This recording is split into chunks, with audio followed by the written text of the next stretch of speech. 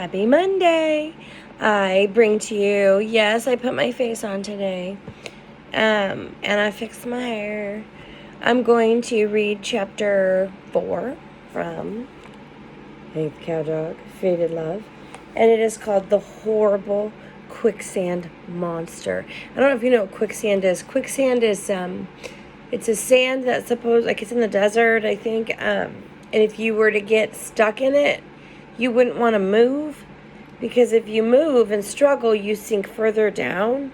So it's not like normal sand. It's a very scary thing. You could Google it if you have some time. So this is called The Horrible Quicksand Monster. Excuse me, my nose itches. And so it was that Drover and I left the ranch forever, turned our backs on worry and responsibility, and went out into the big wide world to find our true loves. We hit the creek just south of the house and followed it east through the home pasture. When we came to Parnell Water Gap, Drover slipped under the fence and I stood there a moment looking back. Goodbye, old ranch. We gave you our best for a lot of years, and that was more than you deserved. And on this spot we take a solemn oath never to return. Do you think they'll return? Do you really think he's going to stay gone? I scooted under the fence and we continued our journey. Oh, that was real good, Hank, that stuff about the solemn oath. You like that? Would you believe I just composed it on the spot? No kidding. You mean you didn't even have to think about it or anything? No, sir, it just by George popped out of my mouth. We went on down the creek, and after a bit, Drover said, "What happens if we decided we want to go back to the ranch?" I gave him a sideward glance. What happens is that we can't go back, ever, period. But we might change our minds. No, you don't understand solemn oaths, Drover. Once you've taken a solemn oath, you're bound to it for life. There's no turning back once you've taken an oath. Yeah, but what if we did turn back? Far as I know, it's never been tested. We just don't know what might happen, but it would be very, very bad. Why do you ask? Oh, I kind of miss the ranch. We just left the ranch. I know. And that's about the time I started missing it. Well, shake it off and toughen up, 'cause we ain't going back. And I'm kind of hungry, too. I stopped and glared at him. Hungry? How can you be hungry at a time like this? I don't know. He started crying. But I'm hungry and I'm homesick and I want to go back to the ranch. I should have known better than to bring you along. You got no guts, Drover. No backbone. No sense of adventure. I know it. I'm a failure. I've always been a failure. Can I go home now? Sure, go on. You'd be doing me a big favor if you left right now, and the sooner the quicker. He sniffed and wiped his eyes with a paw. Thanks, Hank. You'll be better off without me. Indeed I will. You'll be sorry, of course, when I tell you about all my adventures. I know I will. He started slinking back toward the water gap. Bye, Hank, and good luck. And good riddance to bad rubbish. He went his way and I went mine. I must have gone, 20, 25 paces when I had a change of heart. I hated for Drover to miss the opportunity. I mean, the little mutt had lived such a sheltered life, he needed a chance to widen his horizons. I loped back to the west and caught up with him. You feeling better now? Yeah, now that I'm going home, I feel great. Except I'm still hungry. We just about reached the water gap by this time. I'm feeling a little gamp myself, Drover. Tell you what we're going to do. About a mile east of here, there's a low water crossing. Let's me and you hot-footed over there, and if you really want me to, I'll teach you how to live off the land. Well, I never did that before. That's my whole point. See, what you don't know is that this world's just full of food. Berries, roots, fish, wild game, you name it. And it's all out here waiting for us to find it and eat it. Really? Drover, Once you've lived off the land, you'll never want another chunk of that co-op dog food. No fooling. Trust me. And then can I go home? Yes, we'll definitely take that under advisement at the proper time. Come on, let's go. He hesitated and looked across the fence.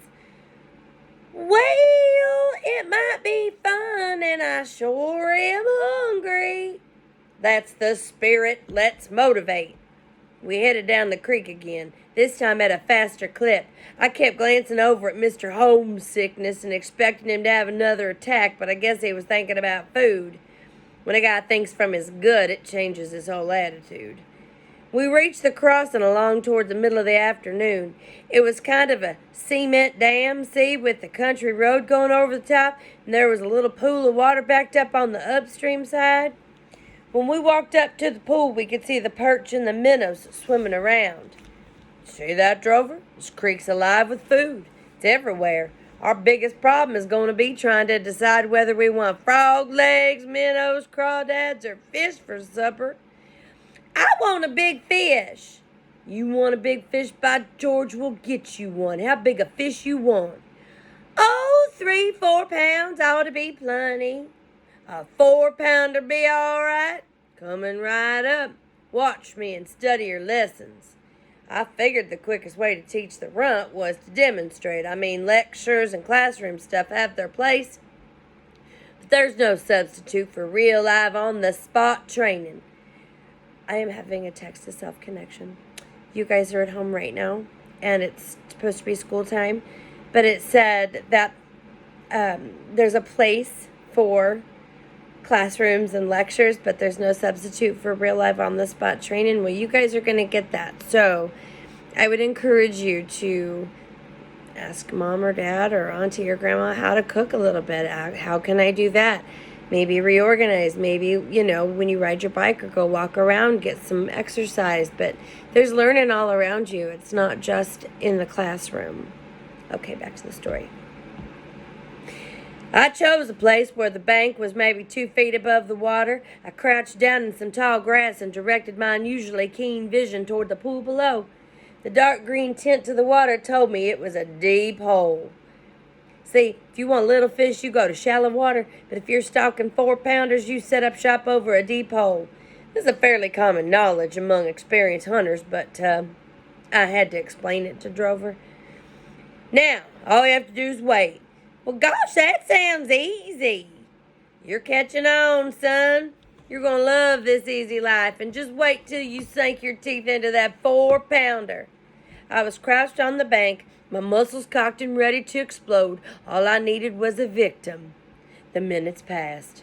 Herds of minnows swam past. Little perch, couple of small bass, water spiders, more minnows. Well, I was about to fall asleep. Then I saw something large. This was no minnow, no measly perch. It was big. Every muscle in my highly conditioned body waited for the command to strike. It was a turtle. How'd you feel about a nice mud turtle for supper, Drover? I don't like mud. Hank, I'm starving. Patience, son. Aha! Look what's right behind that turtle. This was it, the one we've been waiting for. A huge, enormous, fat fish. There's our fish, I whispered. Range 6 feet, depth 18 inches, bearing 0200, speed just about right. Ready, aim, bonsai! I exploded out of my attack position, reached maximum altitude, leveled off, straightened out, and began my plunge toward the unsuspecting fish. As I streaked toward the water in a graceful arc, the fish appeared even larger than before. Indeed, the thought crossed my mind that Drover and I together wouldn't be able to eat him. Most experts regard fish as fairly stupid animals, yet we must give them credit for having a certain dull-witted instinct for survival. Even though my attack was perfectly planned and flawlessly executed, somehow the fish got wind of it, and with one flick of his tail, he vanished. Canceling the mission at that point was out of the question. You get into some heavy physics with the thrust and the forces and the vectors and the other stuff that's much too complicated to go into.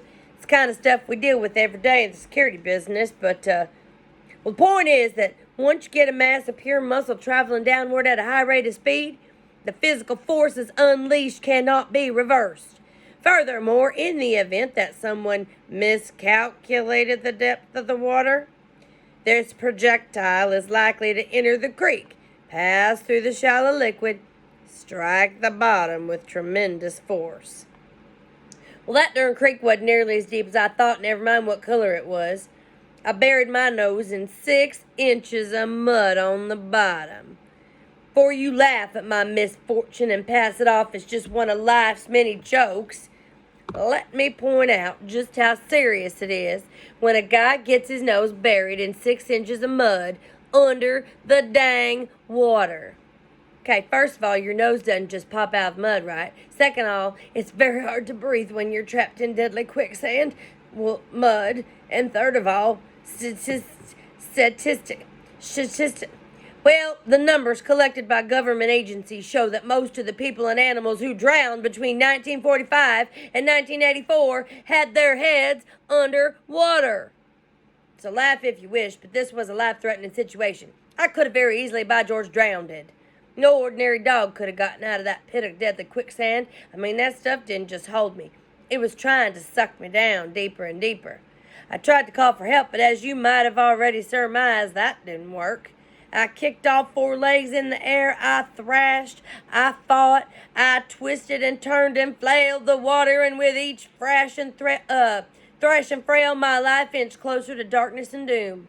I repeat, no ordinary dog could have escaped this gruesome death.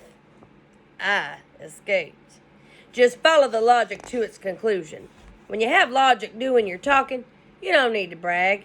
With only seconds of life left, I tore myself from the clutches of the deadly quicksand monster, and before he could get me again, I staggered out onto the dry land. Was there ever a monster? I wish you could answer me, but I think you know. He just made a stupid choice, and he dove in head first where it was too shallow. Now he's trying to say there was a quicksand monster so he doesn't feel so stupid.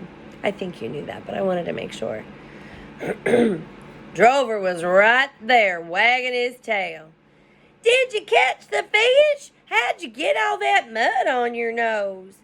Gasping for breath, I collapsed on the bank. Never mind the dang fish. Don't go near that water. Horrible quicksand monster. Tried to kill me. Fought him off. Just barely made it. Drover rolled his eyes around. Where'd he go? Water. Deep, bottomless pit. Stay back.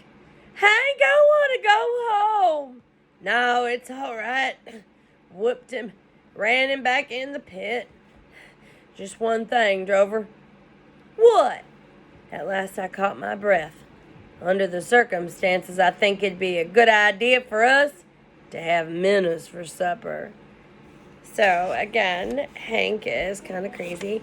The next chapter tomorrow that you will have is the lovely Miss Scamper. So, well, Hank thinks he's a lady's dog. So, I hope you're enjoying this. I know it's not the same.